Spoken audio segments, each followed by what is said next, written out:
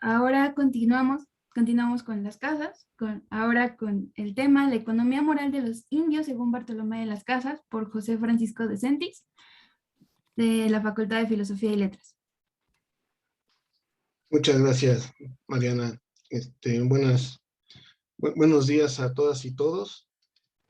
Antes que nada, agradezco particularmente al doctor Mario Ruiz Sotelo por la invitación al proyecto de investigación que ahora ha convocado a la organización de este coloquio.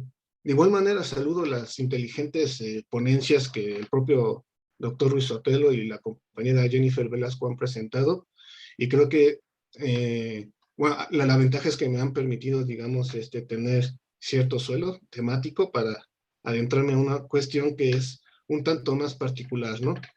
Mi ponencia lleva por título, como ya señaló Mariana, La economía moral de los indios, según Bartolomé de las Casas. Bien, voy a dar lectura al texto que preparé. La ponencia tiene por objeto sugerir una posible reconstrucción filosófico-económica del pensamiento de Fray Bartolomé de las Casas.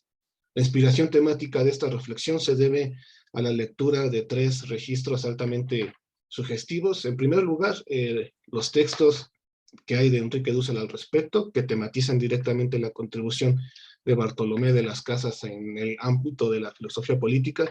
En segundo lugar, el libro del doctor Mario Ruiz Sotelo, Crítica de la Razón Imperial, que aborda particularmente la filosofía política de Bartolomé de las Casas. Y finalmente, el artículo de Víctor Zorrilla, que es un profesor de la Universidad de Monterrey, que hasta donde he podido revisar es de los únicos que se ha dedicado a estudiar el pensamiento económico lascasiano. Bien, yo limito mi reflexión a la obra Apologética Historia Sumaria. Se analiza, analizo una breve selección de capítulos relativos a la cuestión de la prudencia económica y algunos aspectos más particulares como las descripciones sobre el trabajo, la riqueza y el comercio de los indios. Aquí utilizaré los indios en el texto, lo uso siempre entre comillas, y no en ánimos de revitalizar un anacronismo que de suyo es equívoco, sino sencillamente para seguir con la terminología del propio Bartolomé de las Casas. Hecha esta acotación, la hipótesis de trabajo es que a través de una interpretación filosófico-económica de la selección de los capítulos de Apologética e Historia Sumaria, es posible reconocer en el discurso de las Casas una comprensión de la racionalidad del mundo de la vida de los indios al nivel de lo que hoy denominamos economía moral. Antes de iniciar propiamente con la exposición del tema, es menester brindar una definición mínima de los instrumentos hermenéuticos que utilizamos en el trabajo. Fundamentalmente son cuatro conceptos clave.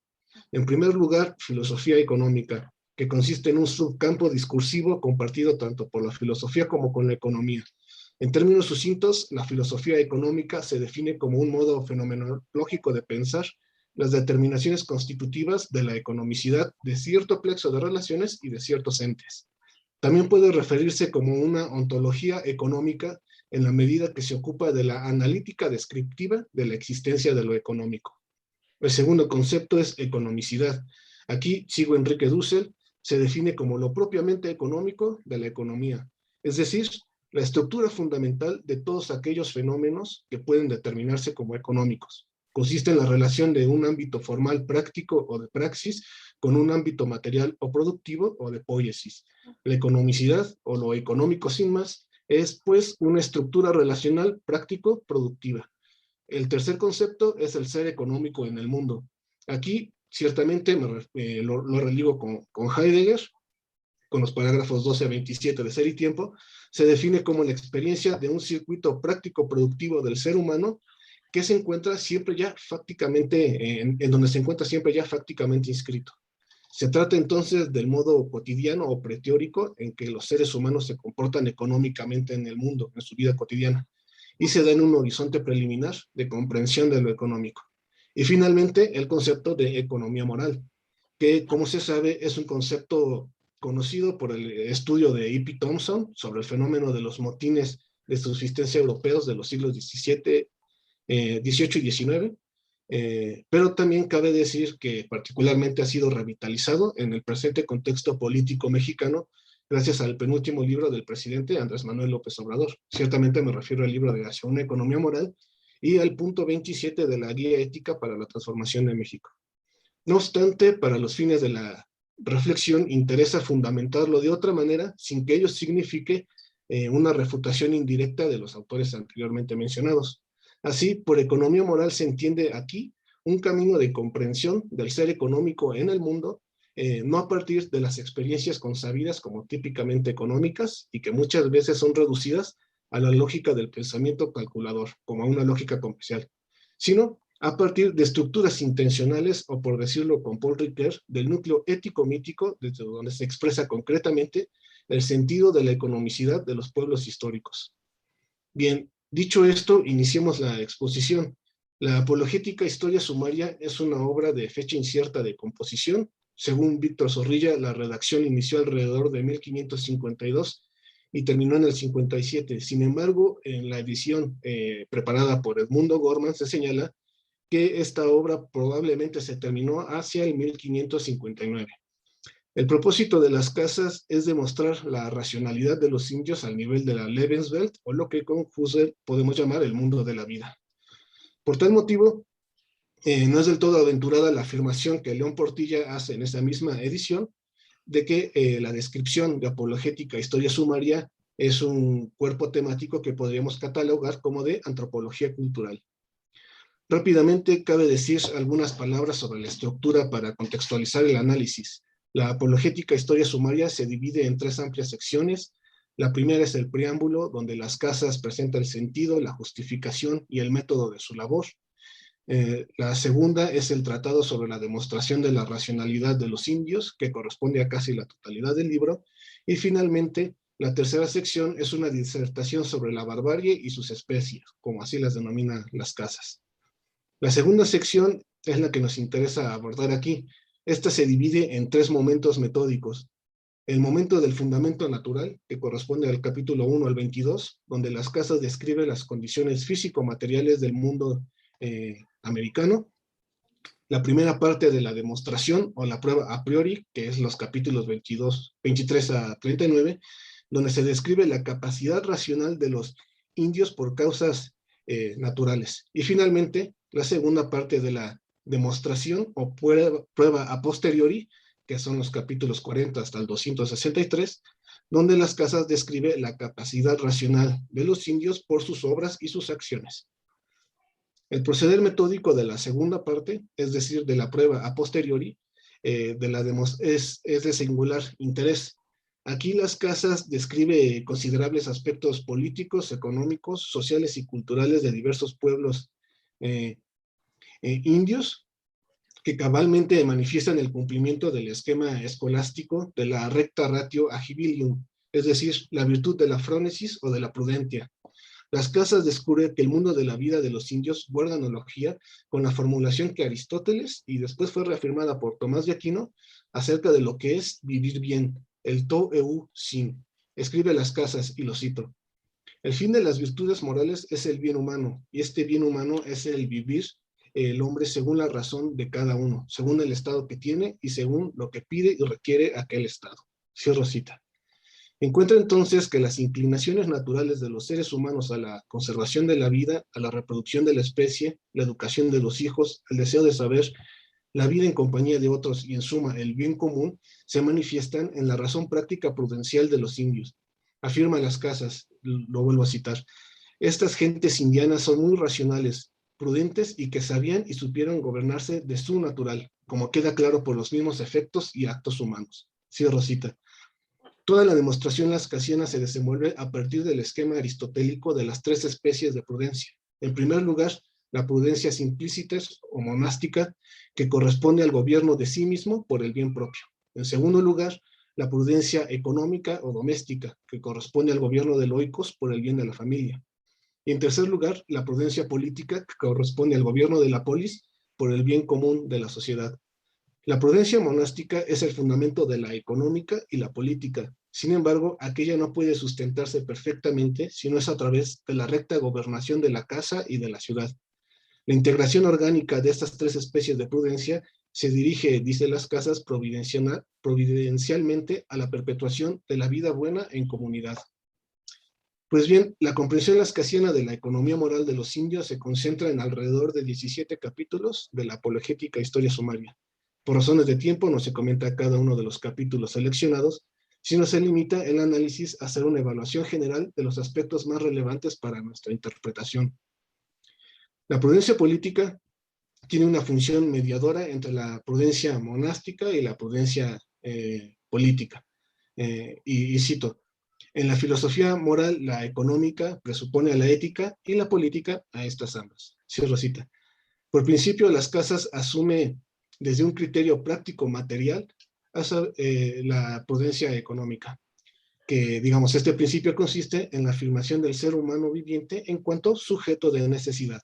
Y me permito citar a las casas, que dice, para la gobernación económica o de la casa y alcanzar el fin de ella, que es la suficiencia y la provisión de las cosas necesarias para la vida que no falten y la propagación de los individuos para que se multiplique el linaje, requiérase, entre otras cosas, edificar casas de donde se definan de lo que les fuere nocivo y contrario, y donde guarden sus bienes y alhajas.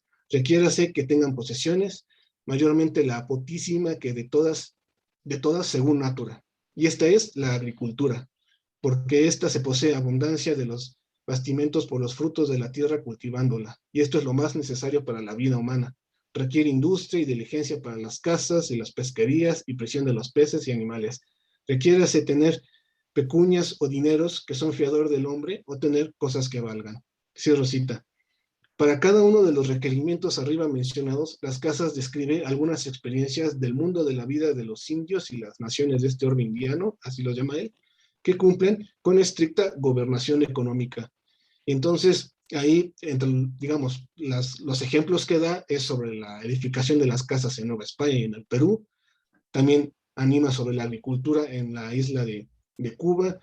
Da un poco de explicación acerca de la industria y la diligencia que llama al trabajo de las labranzas del campo, de la pesquería y de la caza, los trabajos con madera, etcétera. Da algunos ejemplos sobre las experiencias de intercambio, que es un intercambio directo de productos. Da otro ejemplo, particularmente en Nueva España y el Perú, sobre el uso de pecunia y de dinero, que utilizan el cacao y la hoja de la coca. Y finalmente, también da un ejemplo de lo que él denomina esclavos, ¿no? Bien, desde esta ejemplificación de la prudencia económica de los indios sobresale el proceder metódico lascasiano, a saber, un camino ético crítico y, si se me permite la expresión, protomaterialista. Cuando las casas se enfrentan a la descripción de fenómenos económicos atípicos para el punto de vista del mundo de la vida de los españoles, por ejemplo, la falta de mercancías dinerarias, el intercambio directo de productos, la calidad de la vestimenta y las viviendas, o el tiempo destinado al trabajo, etcétera, no sentencia abruptamente que el mundo de la vida de los indios es bárbaro, irracional e imprudente, sino que abre su discurso a la paciente comprensión de la alteridad de estas indianas gentes, como él las llama. De manera altamente creativa, las casas construye una estrategia argumentativa donde su descripción de la racionalidad del ser económico en el mundo de los indios está estrechamente vinculada a la consideración de las condiciones materiales de vida de ese mundo. En efecto, al describir la inexistencia del arado, de pecunia o de dinero en lugares como Cuba, que él la suele llamar esta isla española, las casas no percibe una imperfección en la gobernación económica de los indios. Por el contrario, comprende tal inexistencia a partir de las condiciones ambientales y materiales del lugar, independientemente de la fundamentación teológica última que le da a estas condiciones materiales. Y cito a las casas. Y porque todas las gentes de estas tierras no tenían buey que arase, les proveyó Dios no dándoles necesidad de arar, por concederles tierras felicísimas y tan fértiles que con un palo recio tostado fácilmente caben, rompan la tierra y siembren sus panes y hagan sus heredades. De estas y de todas las cosas para sustentación de la vida necesaria tenían grande abundancia, que son las ciertas y verdaderas riquezas naturales y las potísimas posesiones que según el filósofo, es decir Aristóteles, dijo arriba ser parte de la casa. Y por esto no hay necesidad de pecunias ni dineros, como no les falte nada. Cierro cita. Sirviéndose de la distinción aristotélica entre riqueza natural de la económica y la riqueza artificial de la crematística, las casas argumenta más adelante que la carencia de dinero y mercado no necesariamente es un reflejo de una república insuficiente y desordenada. Advierte que dicha carencia debe comprenderse a la luz de observar si las cosas necesarias para la vida se dan, por decirlo con Heidegger, en calidad del estar a la mano, del Die Zugehörigkeit. Bien puede suceder que, como describe las casas sobre la isla española, en este caso, bueno, como refiere a Cuba, el ser económico en el mundo no tenga necesidad ni de dinero ni de mercado. Cito otra vez a las casas. No ricos de pecunias o monedas, que son las que menos deberían ser en estima, sino sus riquezas eran las naturales, que son frutos de la tierra con que los hombres viven, y vivir pueden sin oro y sin plata y sin moneda. Y según el filósofo, dícese naturales, o porque naturalmente se crían, o porque el hombre naturalmente tiene necesidad de ellas. Porque no puede vivir sin ellas, y como de estas riquezas tenían tan suma y cierta abundancia, verdaderamente y no fingida, eran ricos. Si con aquellas riquezas lo estaban, ninguna necesidad tenían de tener dineros. Sí, Rosita. Se trata, pues, de una noción de economicidad fundamentada en lo que es necesario para la vida y no en lo que impulsa una acumulación de pecunias. Para el mundo de la vida de estas regiones isleñas, el dinero resulta francamente superfluo, sin que ello signifique un comportamiento antieconómico. Y cito a las casas. Carecer a que estas gentes de estas islas de mercados y mercaderes, comercio y tractos y públicas conmutaciones, no teniendo necesidad de ellas, como todas las cosas necesarias para la vida en abundancia tengan, no puede arguir falta de buena policía ni de buen ingenio en ellas. Cierro cita.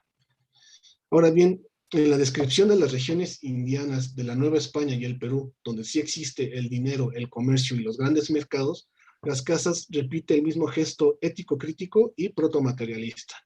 Se detiene a detallar las experiencias de los depósitos de los reinos del Perú, como los llama él, y las características de los mercados de la Ciudad de México desde sus respectivas condiciones materiales de vida. Por razones de espacio, aquí solo se comenta el caso de los depósitos, puesto que manifiesta con nitidez la comprensión lascasiana de la economía moral de los indios. Una vez señalado que los reinos del Perú eran repúblicas suficientes en la medida que disponían de abundantes riquezas naturales, las casas menciona que la industria, orden y providencia de dichos reinos se materializaba en las alhóndigas o casas de depósitos, que contenían, dice las casas, todas las cosas necesarias no solo para la guerra, sino para otros bienes públicos. Los depósitos, que principalmente eran de semillas, de carne, de pescado, de mantas y de armas, provenían de los tributos que las provincias destinaban al reino. Sin embargo, lo que llama la atención particularmente de las casas es lo siguiente, y lo cito: cuando estas provisiones no se gastaban, tenían ordenado y mandado que cada 3 años se renovasen y tornasen a hinchir de todas las cosas que de antes estaban llenas. Y lo que para reyes gentiles y sin lumbre de fe, y aún para reyes católicos y buenos cristianos, es cosas de gran ejemplo e imitable, que tenían tanto cuidado de los pobres, que cada vez que los depósitos se renovaban, todo lo que en ellos había de viejo se repartía a los pobres, comenzando con las viudas y huérfanos y otras personas necesitadas. Esta obra y providencia era digna del rey prudentísimo, píísimo y dignísimo de reinar y gozar de sus reinos por muchos años. Cierro cita. Desde el punto de vista de la filosofía económica, las casas muestran que el ser económico en el mundo de los indios no es acumulativo, sino donativo. Un mundo de la vida donde la economicidad es explícitamente moral, dirigida de manera prudencial y providencial hacia el bien común. Para sencillamente reafirmar lo dicho, cabe citar el juicio sumario de las casas sobre la prudencia económica de los indios. Y dice: alcanzaban el fin de la económica compañía, y así, en cuanto a esto, según su manera y de lo que este mundo querían, eran bienaventurados y felices. Dije felices porque verdaderamente así lo eran, pues solo tomando de este mundo lo que necesario les era para vivir, lo tenían en abundancia, sin cuidados y sin zozobras, sin pendencias y sin tomar a nadie lo suyo. Antes en toda quietud y sosiego, amor y paz, y en alegría vivían. Luego a que estas gentes tuvieran y tienen la prudencia segunda, económica, paterna, doméstica o familiar, supieron y saben muy bien y ordenadamente regir, gobernar, conservar y acrecentar sus familias y casas, y por consiguiente son hombres humanos, razonables, intelectivos, y que producen actos verdaderamente humanos, guiados por buena razón. Para finalizar, sencillamente digo que habría dos modalidades de ejercer un análisis del pensamiento económico lascasiano. El primero es el de la crítica económica, que creo que es el que ha sido más rescatado por personas como Enrique Dussel, en donde se destacan todos los registros lascasianos donde critica particularmente la encomienda. Y digamos que el punto de vista o el punto de vista observacional que le permite hacer esa crítica económico-política son ciertamente las escrituras, a partir de los distintos, digamos, versículos que critican el pago de un injusto salario. Sin embargo, la otra perspectiva del pensamiento económico que traté de esbozar aquí en términos generales es no tanto de una economía crítica, sino más bien de una economía descriptiva o analítica que trata de comprender la economicidad previa a la invasión de América. Y aquí el instrumental hermenéutico es más bien escolástico, particularmente aristotélico, y por supuesto de Tomás de Aquino. Entonces, en suma, mi reflexión general es que todo el horizonte filosófico económico de comprensión lascasiano se sedimenta sobre una posición ético-política que antes de juzgar se abre a la paciente escucha de la razón económica del otro. Eso sería todo. Muchas gracias.